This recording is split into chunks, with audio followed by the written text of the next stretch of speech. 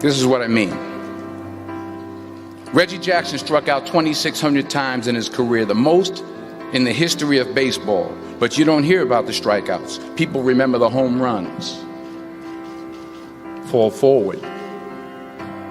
Thomas Edison conducted 1,000 failed experiments. Did you know that? I didn't know that. Because the 1,001st was the light bulb. Fall forward. Every failed experiment is one step closer to success. You've got to take risks, and I'm sure you've probably heard that before, but I want to talk to you about why that's so important. I got 3 reasons, and then you can pick up your iPhones. First, you will fail at some point in your life. Accept it. You will lose. You will embarrass yourself. You will suck at something. There's no doubt about it. And I know that's probably not a traditional message for a graduation ceremony, but hey, I'm telling you, embrace it, because it's inevitable. And I should know. In the acting business, you fail all the time. Early on in my career, I auditioned for a part in a Broadway musical. Perfect role for me, I thought, except for the fact that I can't sing. So I'm in the wings, I'm about to go on stage, but the guy in front of me, he's singing like Pavarotti. He's just, and he's just going on and on and on, and I'm just shrinking. I'm getting smaller and smaller. So they say, "Oh, thank you very much, and you'll be hearing from us." So I come out with my little sheet music, and it was Just My Imagination by the Temptations. That's what I came up with. So I hand it to the accompanist, and she looks at it and looks at me and looks out at the director and was like,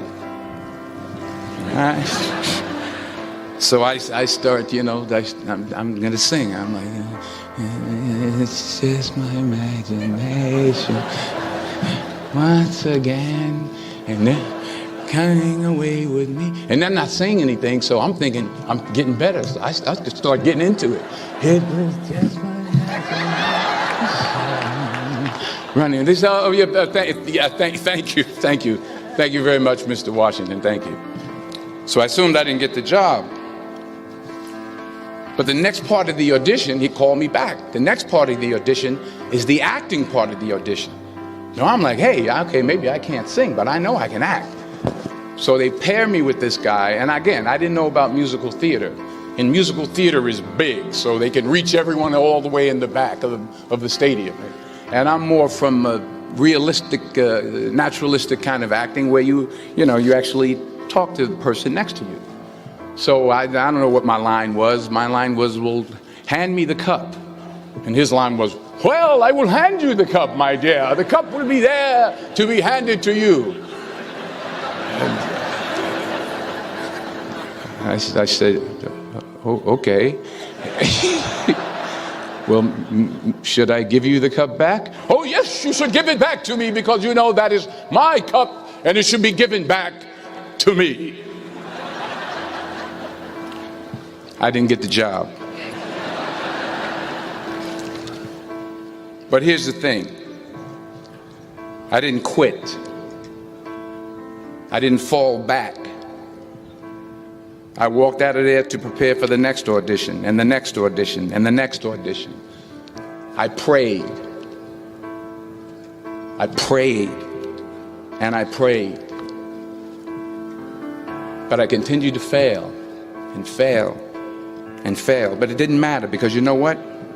There's an old saying, you hang around the barbershop long enough, sooner or later you're going to get a haircut. So you will catch a break, and I did catch a break. Last year, I did a play called Fences on Broadway. Someone talked about it. Won the Tony Award. And I didn't have to sing, by the way. But here's the kicker. It was at the Court Theater.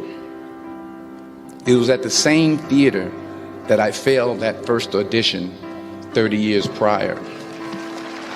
The